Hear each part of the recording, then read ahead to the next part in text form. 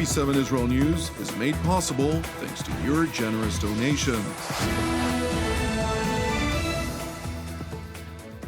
Shalom and good evening. I'm Mayan Hessen, and this is TV7 Israel News broadcast to you from Jerusalem. And in today's top stories, a special commission recommends Israel be prepared to face Iran alone. Israeli Defense Minister Yisrael Katz warns that unless Hezbollah withdraws, moving north of the Litani River, the ceasefire will collapse. A deadly Palestinian terror attack claims the lives of 3 Israelis. Shifting sands in the Middle East demand Israel recalculate its approach, with one eye focused on the present, while the other on the horizon. The Nagel Committee, which evaluates Israel's defense budget and force buildup, presented its recommendations to Prime Minister Benjamin Netanyahu, Defense Minister Yisrael Katz, and Finance Minister Bezalel Smotrich, highlighting that while Iran remains Israel's main adversary, Israel must also prepare for the rising threats from the north. We are in the midst of a change in the basic situation in the Middle East. We have known for years that Iran is the greatest threat to us, both directly and through its proxies. Of course, we took care to strike this axis very hard. But we have been witness to the fact that A, it still exists, and B, additional forces have entered the field, and we always need to be prepared for what may come. The work that you have done prepares us for what may come, both near and far, and everything in between vis-a-vis both types of armaments and the question of Israel's independence in their regard. Our internal organization, the underground, and many other questions are detailed in the report. We will study it and we will use it to formulate decisions. Israel remains vigilant vis-a-vis the new ruler of Damascus, Abu Muhammad al-Julani, having hard time believing that the former member of both Daesh and Al-Qaeda successively has genuinely reformed. And while Turkey is spearheading its efforts to consolidate al-Julani's rule in Damascus, the supreme leader of the Islamic Republic of Iran, Ayatollah Ali Khamenei, does not intend to relinquish its grip over Syria without a fight. When the elements of stability and power are taken away, it leads to situations like Syria, chaos, anarchy, and territorial occupation. Syria was taken over by foreigners, the United States on one side, the Zionist regime on another, and certain opposing countries on yet another. However, these forces cannot remain in Syria. Syria belongs to the Syrian nation. Those who violated the sovereignty of Syria will one day be forced to retreat in the face of the strength and determination of Syria's brave youth. Without a doubt, this will happen. Khamenei, who made those remarks during a commemoration speech for Qasem Soleimani, the slain architect of his regional proxies, further stressed his prerogative that Lebanon and Yemen will ultimately deliver victory to the so-called axis of resistance. Lebanon is a symbol of resistance and will emerge victorious. Yemen, too, is a symbol of resistance and will achieve victory. And, God willing, the enemies and aggressors, foremost among them the greedy and criminal America, will be forced to leave the people and nations of the region alone and disgracefully withdraw from this region. It is important to note that Iran's Yemeni proxy Ansar Allah, which is dominated by the Houthi tribe, has launched nearly daily attacks against Israel and naval vessels in the strategic straits of Bab el-Mandeb over the course of the past couple of weeks. The missile and UAVs forces of the Yemeni armed forces carried out a specific and joint military operation targeting the American aircraft carrier USS Harry Truman using 2 winged missiles and 4 drones. North of the Red Sea, while the American enemy was preparing to launch a major air attack against our country, and the operation led to the failure of the attack.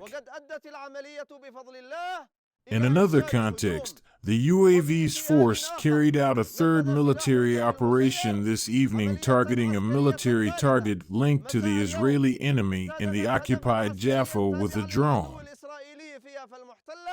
The operations of the armed forces have successfully achieved their objectives.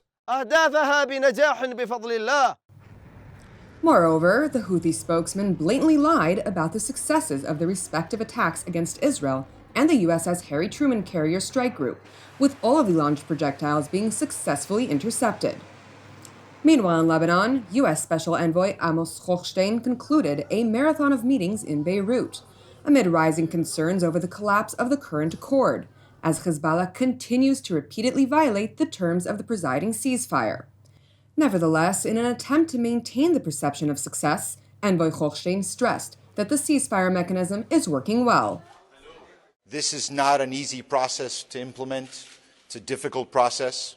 The mechanism is working well, and I want to commend General Jeffers and his team and the others that are associated with the mechanism in creating something that really allows for the Lebanese army to implement the agreement by deploying to the south and being the only armed entity that will provide security for the people of South Lebanon and to allow for the people and the residents of the south to return to their homes. So this process is not smooth, but it is successful, and I think today's withdrawal of Israeli military back into Israel in the western side will be followed by other withdrawals until they are out of Lebanon completely.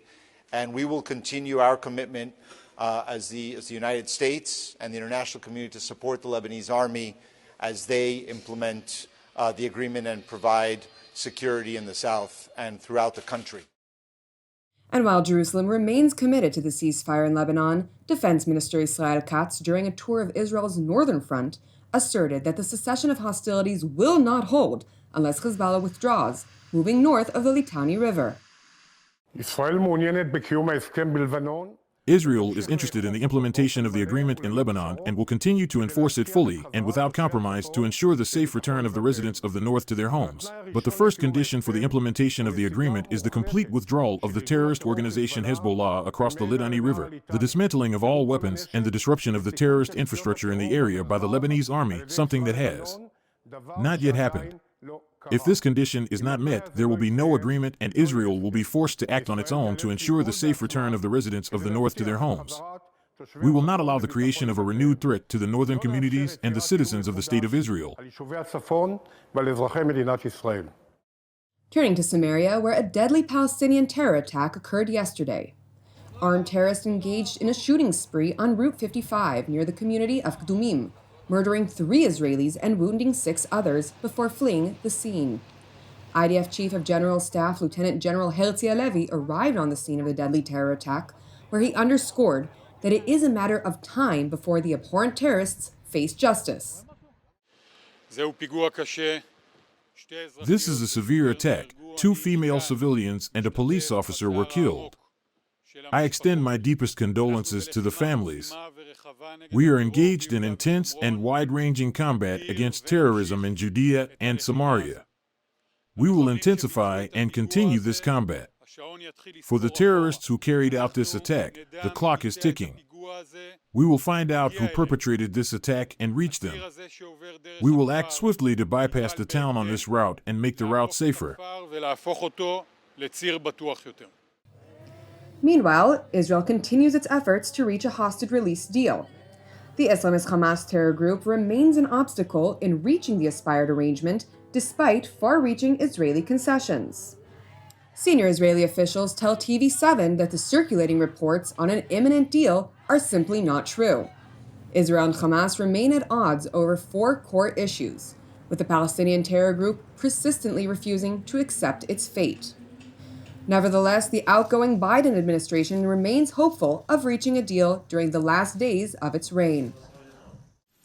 As you know, and as we've talked about many times, we've been working intensely to bring this agreement to bring this plan that President Biden put forward back in May and that the entire world got behind, country after country standing up, supporting the proposal that President Biden put forward. The UN Security Council voting 14-0 in favor of it. We're working very hard to bring that over the finish line.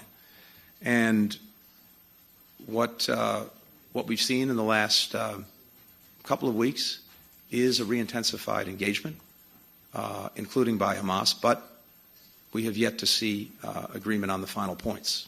So what I can tell you is this. We very much want to bring this over the finish line in the next 2 weeks, the time that we have remaining. And we will work every minute of every day of those 2 weeks to try to get that to happen.